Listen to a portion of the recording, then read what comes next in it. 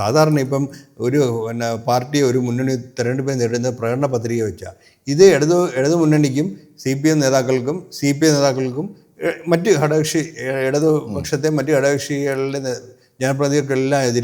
നേതാക്കൾക്കെതിരെ പച്ച നുണകൾ പറഞ്ഞിട്ടുള്ള ഒരു പ്രചാരണമാണ് ഇവർ നടത്തുന്നത്. KPCCയുടെ പ്രസിഡന്റാ പറയും, മാധ്യമപ്രവർത്തകർ ചോദിക്കുകയാണ്, നിങ്ങളെങ്ങനെ എത്ര വലിയ മണ്ഡലത്തിൽ ഓടിയെത്തുന്ന ഈ രാഷ്ട്രീയ പ്രവർത്തനം, ഈ KPCC പ്രസിഡന്റും കൂടാണ്, മറ്റു കാര്യങ്ങളിൽ ഇടപെടണല്ലോ ചോദിച്ചപ്പോൾ നല്ല റോഡല്ലേ, ഇത്ര എളുപ്പത്തിൽ യാത്ര, കാരണം ഇവർക്ക് പോലും മറച്ചു വെക്കാൻ കഴിയുന്നില്ല. 2 ദിവസം മുമ്പാണല്ലോ VD സതീശൻ പറഞ്ഞത്, അതായത് പിന്നെ തൃശ്ശൂരും നേമത്തും മതേതര വോട്ടുകൾ ഞങ്ങൾക്കല്ല കിട്ടിയത്, LDFനാണ് കിട്ടിയത്. അപ്പം കേരളത്തിലെ മതേതരത്വം പുലരണമെന്ന് ആഗ്രഹിക്കുന്ന ആളുകൾ അവർ ട്രസ്റ്റ് ചെയ്യുന്നത് LDFനാണ്.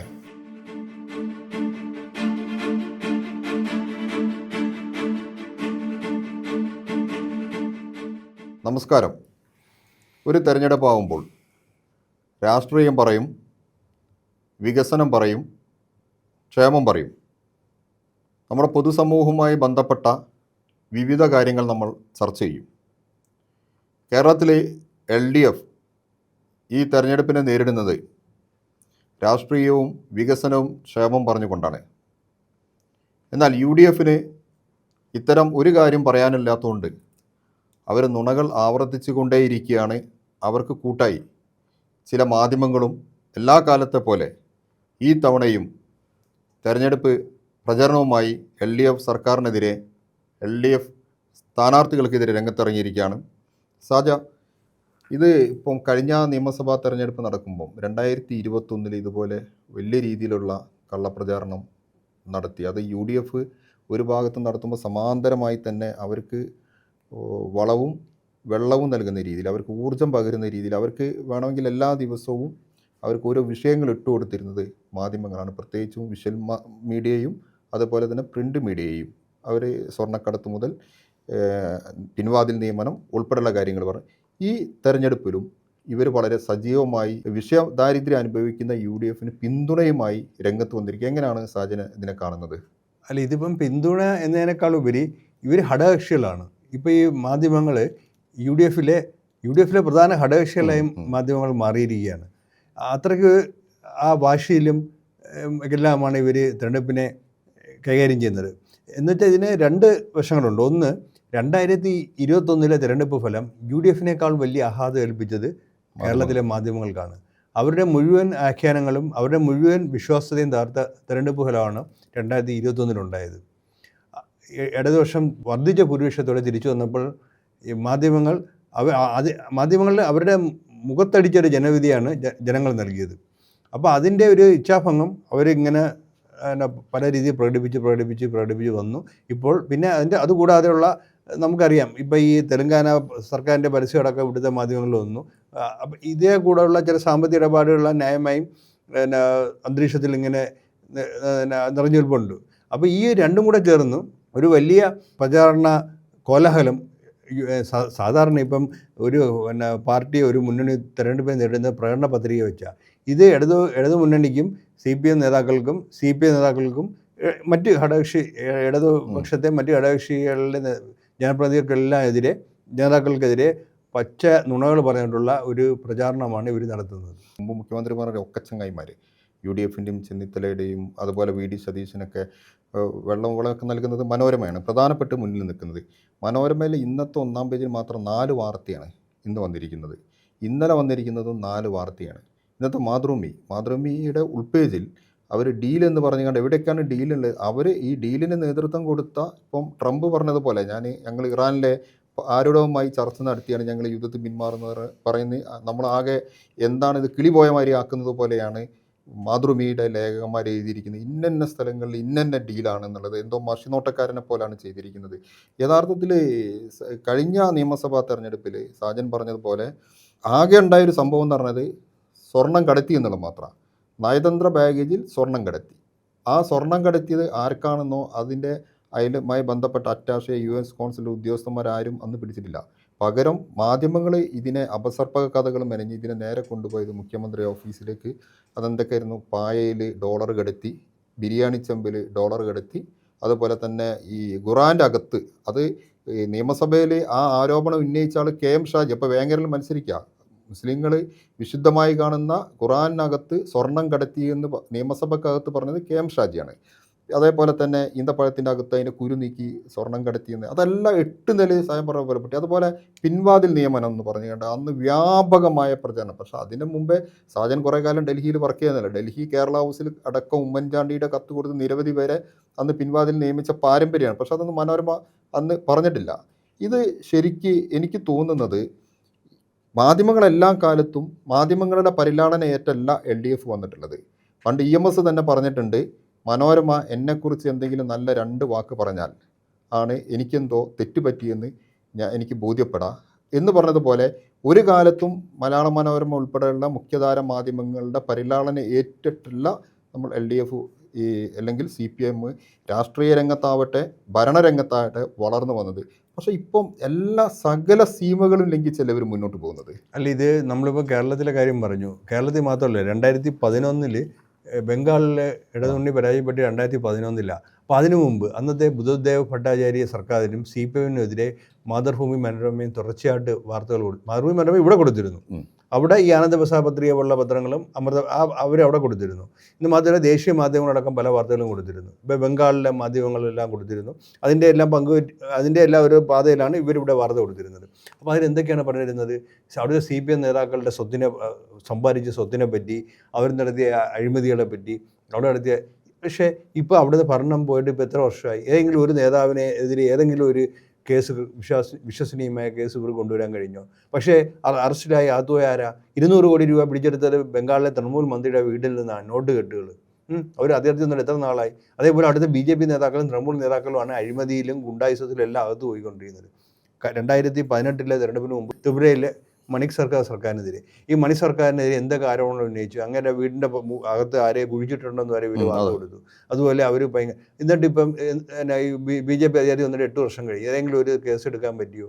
അതേസമയം അവിടെ BJP-കാരാണ് അഴിമതി കേസിലാകത്താവുന്നത്. മാത്രമല്ല ബംഗാളിലെ ശാരദാ ചിട്ടി തട്ടിപ്പ്, അതെ, ഏറ്റവും വലിയ രാജ്യം കണ്ട ഏറ്റവും വലിയ തട്ടിപ്പാണ്. ആ തട്ടിപ്പിന് നേതൃത്വം കൊടുത്ത ഈ തൃണമൂലിൻ്റെ നേതാക്കന്മാർ പിന്നെ ചാടുന്നത് BJP-യിലേക്കാണ്. BJP-യുടെ MP ആയി.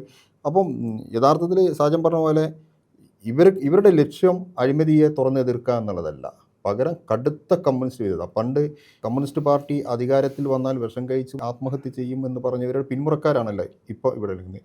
എനിക്ക് തോന്നുന്നത് ഇപ്പം VD സതീശൻ്റെ ഒരു പേരുണ്ട്, നുണേശ്വരൻ എന്നുള്ളത്. അപ്പം VD സതീശൻ അത്ര വലിയ മണ്ടനൊന്നുമല്ല, അത്ര ക്രൂക്കഡ് മൈൻഡുള്ള രാഷ്ട്രീയ നേതാവിനാണ് VD സതീശൻ. യഥാർത്ഥത്തിൽ ഇപ്പം നാട്ടിലെല്ലാവരും പറയുന്നൊരു വാക്ക്, ഇത് ഈ നുണ തന്നെ, വേറൊന്നും പറയാനില്ല. അതുകൊണ്ട് നിങ്ങൾ നുണ പറഞ്ഞോ, 100 നുണ പറഞ്ഞാൽ അതിൽ 99% ആളുകൾ അംഗീകരിക്കുക, ഒരാളെങ്കിലും അത് അംഗീകരിച്ചാലോ എന്നുള്ള അതൊരു കനകയിലു സിദ്ധാന്തമാണെന്ന് പറയാം. പുള്ളി രാത്രി കൃത്യമായി ബ്രീഫ് ചെയ്യുന്ന, നാളെ എന്ത് പറയാം, ഏത് നുണ പറയണം എന്നുള്ളത്. അതുപോലെ തന്നെ ഈ മാധ്യമങ്ങളെയും കനകയിലു നിയന്ത്രിക്കുന്നുണ്ടോ? തീർച്ചയായിട്ടും മാധ്യമങ്ങൾ ഏറ്റവും വലിയ ഇന്നത്തെ സംഭവങ്ങൾ പറയാം. ഇന്നിപ്പോൾ തവന്നൂരിൽ UDF സ്ഥാനാർത്ഥിയുടെ കൺവെൻഷനിൽ അവിടുത്തെ ലീഗ് നേതാവ് പ്രസംഗിച്ചു, നിങ്ങൾ ഏറ്റവും കൂടുതൽ വോട്ട് നേടുന്ന ബൂത്ത് ഭാരവാഹികൾക്ക് 14 ദിവസത്തെ സൗജന്യ വിദേശയാത്ര. നഗ്നമായ തിരഞ്ഞെടുപ്പ് പെരുമാറ്റച്ചട്ടലംഘനമാണ്. ഇത് മാധ്യമങ്ങളെല്ലാം വളരെ മയത്തിലാണ് കൈകാര്യം ചെയ്യുന്നത്. കായംകുളത്ത് LDF സ്ഥാനാർത്ഥിക്കെതിരെ അധിക്ഷേപകരമായ പരാമർശം നടത്തി മുസ്ലിം ലീഗ് നേതാവ്. അതേപോലെ ഈ കഴിഞ്ഞ ദിവസങ്ങളിൽ നമ്മുടെ ആറന്മുളയിൽ LDF സ്ഥാനാർത്ഥി ഇരുത്തി അവിടുത്തെ UDF സ്ഥാനാർത്ഥി പച്ച നുണകൾ പറഞ്ഞു. പച്ച നുണകൾ പറഞ്ഞു. ആ നുണകളൊക്കെ ഒരു 22 മണിക്കൂർ വേണം ആ നുണകൾ എങ്ങനെ പൊളിച്ചെടുക്കാൻ. കാരണം അത്രയും നുണകളാണ് പറഞ്ഞത്. അപ്പോൾ ഇതിലെല്ലാം ഈ മാധ്യമങ്ങൾ സ്വീകരിച്ച നിലപാടുണ്ട്. അതിപ്പോൾ UDF-നെതിരായ എന്ത് സംഭവം കൊണ്ടുവന്നാലും, ഇപ്പോൾ തന്നെ ചൂരൽമല സംഭവം വരുന്നുണ്ട്. അവിടെ UDF കോൺഗ്രസ് പിരിച്ച ഫണ്ട്, ഇതിനെപ്പറ്റി ചോദിക്കാൻ ഏതെങ്കിലും മാധ്യമങ്ങൾ തയ്യാറാവുന്നു? ഇല്ലില്ല. അപ്പം UDF-എതിരെ തന്നെ ഓരോ സംഭവങ്ങൾ, ഇപ്പോൾ ആരോഗ്യ മേഖലയിലെ വിഷയങ്ങളും പൊതുവിദ്യാലയ രംഗത്തെ നേട്ടങ്ങളും എല്ലാം ഉണ്ട്. അപ്പോൾ ഇതിപ്പം നമ്മൾ ഒരു 10,000 കാര്യങ്ങൾ ചെയ്യുമ്പോൾ ഏതെങ്കിലും ഒരു സ്ഥലത്ത് ചില്ലറ വീഴ്ച ഉണ്ടാവും. അത് സ്വാഭാവികമാണ്. അപ്പോൾ ഈ കനകൂലി നടത്തിയ സർവേയിൽ തന്നെ കേരളത്തിലെ ആരോഗ്യ മേഖലയെ പറ്റി ജനങ്ങൾക്ക് വലിയ മതിപ്പാണെന്ന് അവർ തെളിഞ്ഞിട്ടുണ്ട്. അപ്പോൾ അതുകൊണ്ടാണ് ഇവർ ആരോഗ്യ മേഖല തിരഞ്ഞു പിടിച്ച് കുഴപ്പമാണെന്ന് പറയുന്നത്.